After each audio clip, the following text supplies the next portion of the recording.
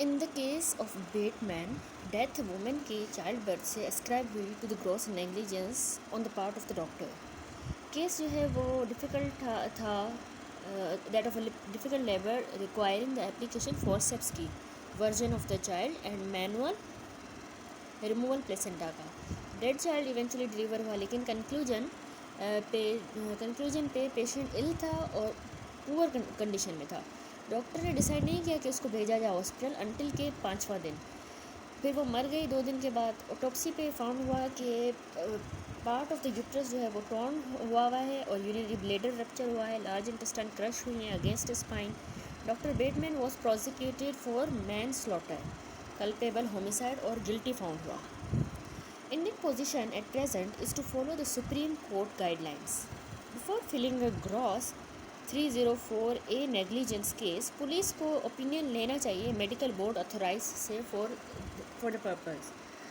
Doctor को arrest नहीं करना चाहिए, ना ही हरेस करना चाहिए बिफोर के सेड ओपिनियन ऑब्टेन हो। In a living will, a person can direct his physician regarding the future action in a state wherein he cannot by himself decide the action, using the organs for donation, withdrawing the CPR etc. Next हम पढ़ते हैं resuscitate और not. देखिए, occasions होते हैं treatment के दौरान of a patient जब कोई भी ट्रीटमेंट ऑप्शंस अवेलेबल ना हो जो कि मेडिकली बेनिफिशियल हो टू द पेशेंट। तो ऐसी कंडीशन इंक्लूड करती हैं क्रोनिक प्रोग्रेसिव डिसऑर्डर जैसे कि मेलिग्नेंसीज, कुछ न्यूरोलॉजिक डिजीज़, कोई एक्सटेंसिव ट्रॉमा हो किसी वाइटल ऑर्गन को, एडवांस रीनल फेलर हो जाए एक्सेट्रा, जहाँ पे there is a substantial chance of multiple complication from the cardiopulmonary resuscitation. इससे कॉम्प्लिकेशन हो सकती हैं। इस तरह की सिचुएशन में फिजिशियन जस्टिफाई होता है in issuing a do not resuscitate order DNR। तो कोई भी लीगल ड्यूटी नहीं है to continue the treatment once के it has become futile in the opinion of the qualified medical personnel. However, फैसला कि कोई भी ट्रीटमेंट फ्यूटाइल होगा ये बेस करेगा on the prevailing medical standard before the DNR order is unilaterally issued. इससे पहले कि वो इशू हो तो वो बेस्ड करेगा प्रीवेलिंग मेडिकल स्टैंडर्ड पे। लीगली जो है ना, फिजिशियन जो प्रोवाइड करता है फ्यूटाइल ट्रीटमेंट पेशेंट को, वो लायबल होता है to the patient's family and the patient's insurer for the costs incurred. Leading cases Commonwealth के versus Edelin and Barber versus Superior Court clearly state that so long as the physician is not flagrantly mistaken about the futile treatment and the patient's survival, the physician will not be subject to the criminal liability. कोई भी civil liability most likely arise होती है सिर्फ अगर physician negligent हो in diagnosing the patient's condition और even though the diagnosis is correct, if the physician incorrectly determined that the patient fits one of the DNR profiles. Despite कि ये legal position इसके ये डिज़ायरेबल होता है कि inform किया जाए पेशेंट को और उसकी फैमिली को और आल्सो ऑब्टेन किया जाए दूसरा ओपिनियन बिफोर कि DNR ऑर्डर इशू किया जाए। चॉइस के विथड्रॉ करें CPR वो भी लेफ़्ट की जा सकती है to the patient's immediate relative अगर कोई भी लिविंग विल एग्जिस्ट ना करे तो। नेक्स्ट क्वेश्चन है, मेंशन करें ड्यूटीज़ डॉक्टर की with regard to the administration anaesthesia का। आउटलाइन करें procedure to investigate the anaesthetic death. देखिए, कंप्लेन मेल प्रैक्टिस के जो कनेक्टेड है एनेस्थीसिया के साथ वो अराइज करती हैं फ्रॉम द डेथ या फिर इलनेस जो कि होती है किसी एनेस्थेटिक यूज्ड से, बर्न से, एक्सप्लोजन से या इंजरीज से जो कि पेशेंट को होती है जब वो अनकॉन्शियस होता है। जो मॉडर्न एनेस्थीसिया है वो कॉम्प्लेक्स है and by no means free from danger. The following precaution जो है वो ज़रूरी है। एज़ फार एज़ पॉसिबल जो एनेस्थेसिस्ट होता है वो स्पेशलिस्ट होना चाहिए, ठीक है।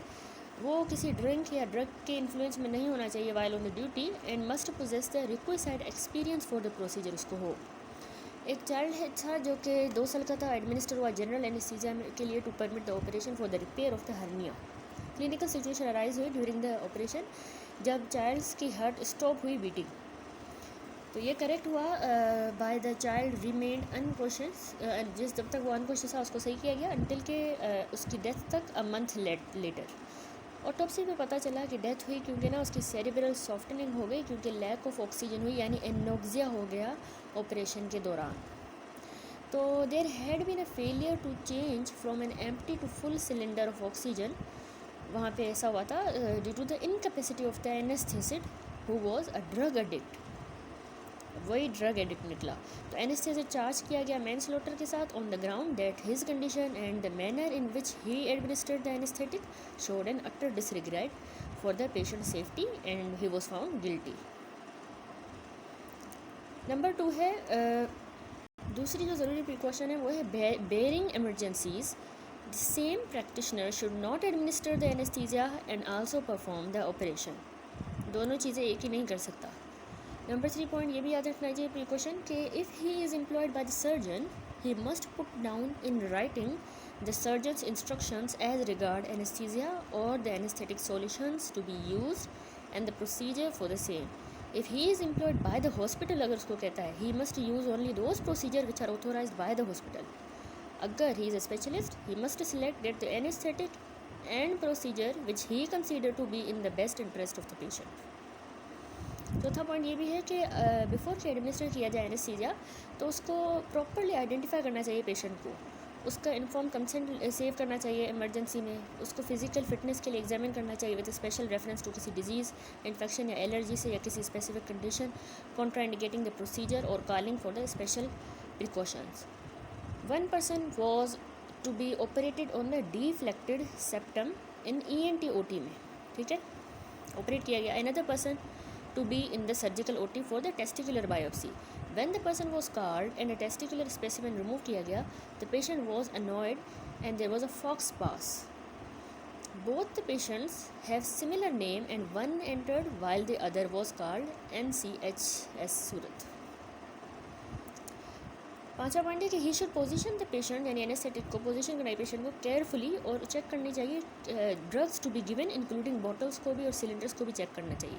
छठा पॉइंट ये कि उसको सेटिस्फाई करना चाहिए एनेस्थेटिक को हिमसेल्फ डॉक्टर को कि अपरेटस जो है through which the anaesthesia administer किया जाएगा वो करेक्टली सेटअप हो और सच फॉल्ट्स जो है वो ऑब्जर्व किए जाएँ, वो डुअली करेक्ट किए जाएँ और उसको प्रिकॉशंस लेनी चाहिए to prevent the static electric spark and burns, उसको प्रिवेंट करने के लिए। सातवां यही पॉइंट कि डॉक्टर को यानी एनेस्थेटिक को मेक श्योर करना चाहिए कि प्रॉपर ड्रग एडमिनिस्टर की जाए, राइट मैनर में, राइट साइड पे लगाई जाए, राइट क्वांटिटी में लगाई जाए और राइट टाइम में लगाई जाए, taking the adequate precaution to avoid any mishap during the procedure. और आठवां कि उसको सेटिस्फाई करना चाहिए हिमसेल्फ कि adequate first aid equipment ready हो for the use at a moment notice and help of another person preferably doctor या फिर किसी ट्रेन नर्स भी अवेलेबल होनी चाहिए in the case of emergency.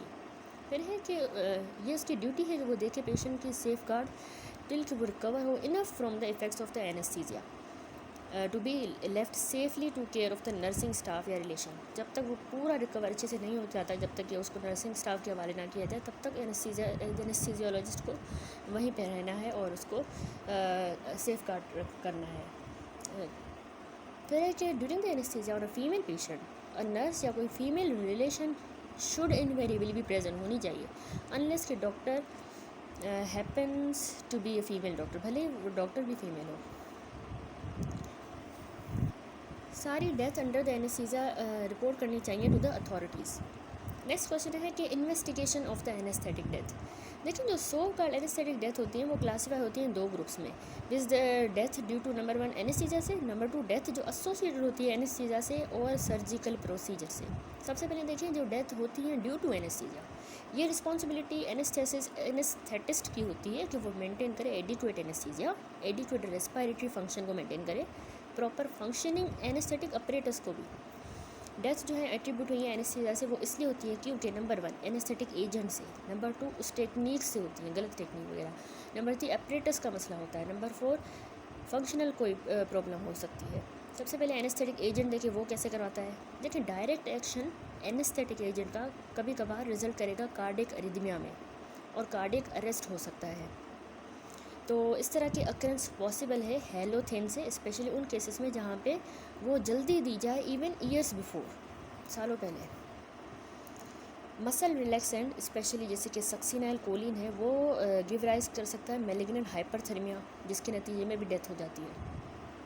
ठीक है, हेलोथेन से हमने देखा कार्डियक अरिदमिया, कार्डियक अरेस्ट, और मसल रिलैक्सेंट जैसे सक्सिनाइल कोलिन है तो उससे मैलिग्नेंट हाइपरथर्मिया और डेथ होती है।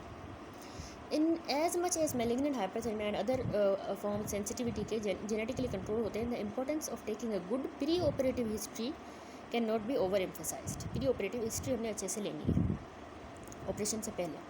अब टेक्निक में क्या मसला होता है कि डेथ होती है, देखिए हाइपोक्सिया, क्योंकि ऑब्स्ट्रक्शन हो जाती है एयरवे की या कोई फॉल्टी गैस कनेक्शन हो जाता है केयरलेसनेस की वजह से, ठीक है, faulty gas connection, lack of experience होता है या अनफेमिलियरिटी होती है इक्विपमेंट के साथ जो अनाड़ी आते हैं, तो ये ज़्यादा कॉमन है लेकिन अवॉइडेबल कॉज ऑफ फैटेलिटी है और मेडिकल मैलप्रैक्टिस के। ये कॉमनली रियलाइज नहीं है होता कि apparently satisfactory induction of the anaesthesia may be due to not so much to the presence of anaesthetic as to the absence of the adequate oxygen, and unless this is corrected the patient may suffer from the immediate or long term effects of hypoxia। Equipment का क्या मसला होता है, अनफेमिलियरिटी हो equipment के साथ तो mechanical problem हो सकती हैं, जैसे कि किंक्ड पाइप हो सकते हैं, क्रॉस ट्यूब्स, ओवरडोजेज हो सकता है, मेल फंक्शन अपरेटस का एक्सप्लोजन हो सकता है, तो ये जो है इंपॉर्टेंट कॉज हैं अवॉइडेबल फैटेलिटी के। फंक्शनल प्रॉब्लम्स में क्या आ जाता है, कॉमन जो प्रॉब्लम्स रिलेटेड हैं वो वैगल इनहिबिशन होती हैं, ऑब्स्ट्रक्शन या तो ग्लोटिस की हो जाती है स्पाज्म की वजह से, ट्यूब या वॉमिट, कार्डिक अरिथमिया हो जाते हैं, हाइपोटेंशन हो जाती है, अनकॉशियस पेशेंट पोजेस करता है special problem in regard to the anaesthesia as he is unable to take a corrective reflex action against the inhalation of the foreign material, ठीक है, वो inhalation of the foreign material से वो reflex नहीं होता उसका, तो उसके भी मसले होते हैं। तो अब है डेथ, जो ये हमने पढ़ी डेथ ड्यू टू एनेस्थीसिया, आप पढ़ेंगे death associated with the anaesthesia, तो इसमें ये जो डेथ है ना ये डायरेक्टली एट्रीब्यूट नहीं होती टू द एनेस्थेटिक एजेंट, ये होते हैं ड्यू टू नंबर 1 इंजरी की वजह से, या फिर नंबर 2 कंडीशन हो पेशेंट की, नंबर 3 कोई पोस्ट ऑपरेटिव इवेंट ऐसा हुआ हो, या नंबर 4 सर्जिकल मिसहैप हुआ हो, नंबर 5 कोई अनफोर्सिन प्रॉब्लम हो। अब इसको डिटेल में देखिए, इंजरी कैसे, मतलब इंजरी से कैसे होगी, with increasing complexities of life जहाँ पे डिस्प्यूट सेटल होते हैं in a violent manner, injury themselves जो है वो रिजल्ट कर सकती है in the death with the anaesthesia and surgery playing no part, surgery का इसमें कोई अमल तक नहीं होगा, जिस वजह से वो आया है फिर उसको एनेस्थीसिया हुआ है इंजरी, तो उस इंजरी से ही डेथ हो जाती है। देखिए सर्जिकल प्रोसीजर यूजुअली अंडरटेकन होता है इन द होप कि कुछ मिरेकल हो जाए और पेशेंट की लाइफ बच जाए। दूसरा होता है कंडीशन पेशेंट की। अब कभी कभार ना फिजिकल कंडीशन पेशेंट की, जैसे कि बूढ़े हो गए, डायबिटीज़, हाई ब्लड प्रेशर वाले, तो वो जस्टिफाई नहीं करता कि रिस्क प्रोसीजर का, लेकिन ऑपरेशन अंडरटेकन किया जाता है इमरजेंसी में, जैसे फॉर एग्जांपल स्ट्रेंगुलेटेड हर्निया का। फिर पोस्ट ऑपरेटिव इवेंट्स में भी डेथ होती है, जैसे फैटेलिटीज़ होती हैं क्योंकि फ्लेबोथ्रोम्बोसिस हो जाती है, पल्मोनरी एम्बोलिज्म हो जाता है, हाइपोस्टेटिक नमूनिया, जो कि ना तो रिलेटेड है एनेस्थेटिक के साथ प्रोसीजर ना ही किसी सर्जरी के साथ, ये पोस्ट ऑपरेटिव इवेंट्स होते हैं। फिर सर्जिकल मिसहैप्स होते हैं, इनएडवेरेंट टीयरिंग या कटिंग मेजर ब्लड वेसल की रिजल्ट करेगी डेथ में। एक केस बम्बई के हॉस्पिटल में, मुंबई में, इंडिया में, वाल रीसेक्टिंग अ सर्विकल रिब, सब क्लेवन जो आर्टरी थी वो कट हो गई, जिसके नतीजे में अनकंट्रोलेबल ब्लीडिंग हुई और ब्रेन स्टेम की डेथ हो गई 10 दिनों के अंदर। पेशेंट बेहोश रहा थ्रू आउट और despite the several blood transfusion की भी। नेक्स्ट है अनफोर्सिन प्रॉब्लम्स। अब इससे कैसे होता है, देखिए सफ़रर जो होते हैं फ्रॉम द हीमोग्लोबिनोपैथीज, जैसे कि स्पेशली जो सिकल सेल अनीमिया है, ये अनड्यूली ससेप्टेबल होते हैं to the low oxygen tension blood के अंदर, तो ये पोज करते हैं hazard to the unwary surgeon या एनेस्थेटिस्ट। कोरोनरी थ्रोम्बोसिस सुपरवीन कर सकती है इन ए पेशेंट जो ऑपरेट किया जाए upon for the injuries. Transfusion hepatitis unknown है, एड्स का इन्फेक्शन ट्रांसफ्यूजन के जरिए डिस्टिंक्ट पॉसिबिलिटी है। डेलीरियम ट्रेमेंस ये भी सुपरवीन कर सकता है operative management of the fracture of the leg in a patient जो अल्कोहल के साथ एडिक्टेड हो। एमरजेंसी कोरोनरी आर्टरी का बाईपास ग्राफ्ट सर्जरी के बाद जो है मायोकार्डियल इन्फार्क्ट हो जाना, या फिर an operation for the relief of the bile duct की ऑब्स्ट्रक्शन जॉन्डिस पेशेंट में प्रूव हुई फैटल, क्योंकि disease process itself even with और विदाउट द सर्जिकल इंटरवेंशन। इस तरह के केसेस में the risk of the either unforeseen या फिर undertaken on account of the urgency of the situation. Investigation so called anaesthetic death की, इसकी investigation is by no means easy. The dividing line responsibility की between the surgeon and the anesthetist cannot be well defined. While the surgeon responsible होता है for his decision कि वो operate करना चाहता है, एक्सटेंट ऑपरेशन का, वेदर कि वो कंप्लीट हुआ या अब ख़त्म हो गया in the event of a problem में, he is to be guided by the anesthetist as to the patient's preoperative state, उसको बताना है, एनेस्थेटिस्ट को डॉक्टर बताएगा उसकी प्री ऑपरेटिव स्टेट, और उसकी कंडीशन ड्यूरिंग द ऑपरेशन भी बताएगा। To maintain the patient's physical state, IV fluid replacement therapy के ज़रिए इज़ अ फंक्शन एनेस्थेटिस्ट का, ये उसका फंक्शन है एनेस्थेटिस्ट का, during the operation and of the surgical team thereafter, उसका भी है। प्रेजेंट सर्जन की, एनेस्थेटिस्ट की और फोरेंसिक पैथोलॉजिस्ट की ज़रूरी होती है so that the agreement can be reached on what was actually found at the autopsy. There should be free and full discussion होनी चाहिए between them as regard of the event leading to the death as functional problem like vagal inhibition हो जाए जो होती है, इसके बारे में बात करें, spasm of glottis, cardiac arrhythmia and hypotension leave no trace at the autopsy. तो इन फंक्शनल प्रॉब्लम्स के बारे में भी उनको डिस्कस करना चाहिए, फुल डिस्कशन। जो पैथोलॉजिकल एविडेंस है वो मेनली इंटेंड होता है नंबर 1 के to discover the natural disease, number 2 exclude किया जाए मैकेनिकल ब्लॉकेज को, एंड नंबर 3 डिमोन्स्ट्रेट किया जाए मॉर्फोलॉजिकल चेंजेस को दिमाग के अंदर हाइपोक्सिया के नतीजे में जो हुए, और ये इंक्लूड करते हैं diffuse severe leukoencephalopathy of the cerebral